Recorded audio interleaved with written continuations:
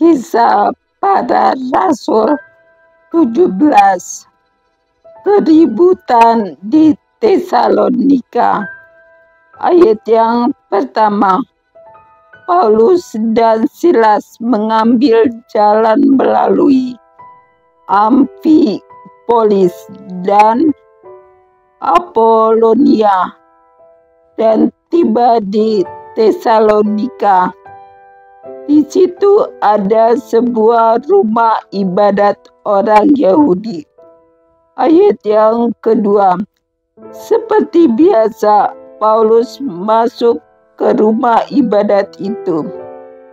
3 hari Sabat berturut-turut ia membicarakan dengan mereka bagian-bagian dari kitab suci. Ayat yang ketiga.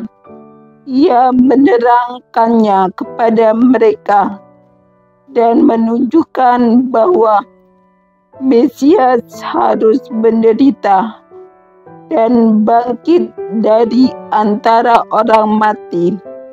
Lalu ia berkata, inilah Mesias, yaitu Yesus yang kuberitakan kepadamu. Ayat yang keempat. Beberapa orang dari mereka menjadi yakin dan menggabungkan diri dengan Paulus dan Silas dan juga sejumlah besar orang Yunani yang takut kepada Allah, dan tidak sedikit perempuan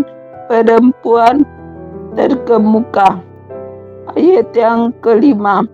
Tetapi orang-orang Yahudi menjadi iri hati dan dengan dibantu oleh beberapa penjahat dari antara petualang di pasar, mereka mengadakan keributan dan mengacau kota itu. Mereka menyerbu rumah Yason dengan maksud untuk menghadapkan Paulus dan Silas kepada sidang rakyat. Ayat yang ke-6. Tetapi ketika mereka tidak menemukan keduanya, mereka menyeret Yason dan beberapa saudara ke hadapan pembesar kota sambil berteriak, katanya, orang-orang yang mengacaukan seluruh dunia telah datang juga kemari. Ayat yang ke-7. Dan Yason menerima mereka menumpang di rumahnya. Mereka semua bertindak melawan ketetapan Kaisar dengan mengatakan bahwa ada seorang raja lain, yaitu Yesus. Ayat yang ke-8. Ketika orang banyak dan pembesar kota mendengar semuanya itu, mereka menjadi gelisah. Ayat yang ke-9. Tetapi setelah mereka mendapat jaminan dari Yason dan dari saudara lain, mereka pun dilepaskan. Paulus dan Silas di Berea. Ayat yang ke-10. Tetapi pada malam itu juga segera saudara di situ menyuruh Paulus dan Silas berangkat ke Berea. Setibanya di situ, pergilah mereka ke rumah ibadat orang Yahudi. Ayat yang ke-11. Orang-orang Yahudi di kota itu lebih baik hatinya daripada orang-orang Yahudi di Tesalonika, karena mereka menerima firman itu dengan segala kerelaan hati, dan setiap hari mereka menyelidiki kitab suci untuk mengetahui apakah semuanya itu benar demikian. Ayat yang ke-12, banyak di antara mereka yang menjadi percaya, juga tidak sedikit di antara perempuan-perempuan terkemuka dan laki-laki Yunani. Ayat yang ke-13, tetapi ketika orang-orang Yahudi dari Tesalonika tahu bahwa juga di Berea telah diberitakan firman Allah oleh Paulus, datang jugalah mereka ke sana, menghasut dan menggelisahkan hati orang banyak. Ayat yang ke-14, tetapi saudara-saudara menyuruh Paulus segera berangkat menuju ke pantai laut, tetapi Silas dan Timotius masih tinggal di Berea. Ayat yang ke-15, orang-orang yang mengiringi Paulus menemaninya sampai di Athena, lalu kembali dengan pesan kepada Silas dan Timotius supaya mereka selekas mungkin datang kepadanya. Paulus di Athena. Ayat yang ke-16, sementara Paulus menantikan mereka di Athena, sangat sedih hatinya karena ia melihat bahwa kota itu penuh dengan patung-patung berhala. Ayat yang ke-17, karena itu di rumah ibadat ia bertukar pikiran dengan orang-orang Yahudi dan orang-orang yang takut akan Allah di pasar setiap hari dengan orang-orang yang dijumpainya di situ. Ayat yang ke-18,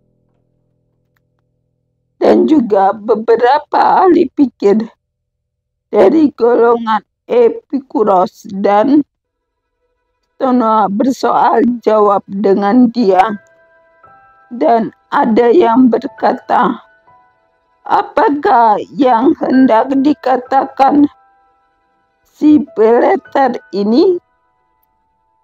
Tapi yang lain berkata, rupa-rupanya ia adalah pemberita ajaran dewa-dewa asing, sebab ia memberitakan Injil tentang Yesus dan tentang kebangkitannya. Ayat yang 19, lalu mereka membawanya menghadap sidang Areopagus dan mengatakan, bolehkah kami tahu ajaran baru mana yang kuajarkan ini? Ayat yang ke-20, sebab engkau memperdengarkan kepada kami perkara-perkara yang aneh. Karena itu kami ingin tahu apakah artinya semuanya itu. Ayat yang ke-21, adapun orang-orang Athena dan orang-orang asing yang tinggal di situ tidak mempunyai waktu untuk sesuatu selain untuk mengatakan atau mendengar segala sesuatu yang baru. Ayat yang ke-22, Paulus pergi berdiri di atas Areopagus dan berkata, hai orang-orang Athena, aku lihat bahwa dalam segala hal kamu sangat beribadah kepada dewa-dewa. Ayat 23. Sebab ketika aku berjalan-jalan di kotamu dan melihat-lihat barang-barang pekerjaanmu, aku menjumpai juga sebuah mezbah dengan tulisan, kepada Allah yang tidak dikenal. Apa yang kamu sembah tanpa mengenalnya, itulah yang kuberitakan kepada kamu. Ayat yang ke-24. Allah yang telah menjadikan bumi dan segala isinya, Ia yang adalah Tuhan atas langit dan bumi, tidak diam dalam kuil-kuil buatan tangan manusia. Ayat yang ke-25. Dan juga tidak dilayani oleh tangan manusia, seolah-olah ia kekurangan apa-apa, karena Dialah yang memberikan hidup dan nafas dan segala sesuatu kepada semua orang. Ayat yang ke-26. Dari satu orang saja Ia telah menjadikan semua bangsa dan umat manusia untuk mendiami seluruh muka bumi, dan Ia telah menentukan musim-musim bagi mereka dan batas-batas kediaman mereka. Ayat yang ke-27. Supaya mereka mencari Dia dan mudah-mudahan menjamah dan menemukan Dia, walaupun Ia tidak jauh dari kita masing-masing. Ayat yang ke-28. Sebab di dalam Dia kita hidup, kita bergerak, kita ada, seperti yang telah juga dikatakan oleh penjangga-penjangga. Sebab kita ini dari keturunan Allah juga. Ayat yang ke-29. Karena kita berasal dari keturunan Allah, kita tidak boleh berpikir bahwa keadaan ilahi sama seperti emas atau perak atau batu, ciptaan kesenian dan keahlian manusia. Ayat yang ke-30. Dengan tidak memandang lagi zaman kebodohan, maka sekarang Allah memberitakan kepada manusia bahwa di mana-mana semua mereka harus bertobat. Ayat yang ke-31. Karena Ia telah menetapkan suatu hari pada waktu mana Ia dengan adil akan menghakimi dunia oleh seorang yang telah ditentukannya, sesudah Ia memberikan kepada semua orang suatu bukti tentang hal itu, dengan membangkitkan Dia dari antara orang mati. Ayat yang ke-32.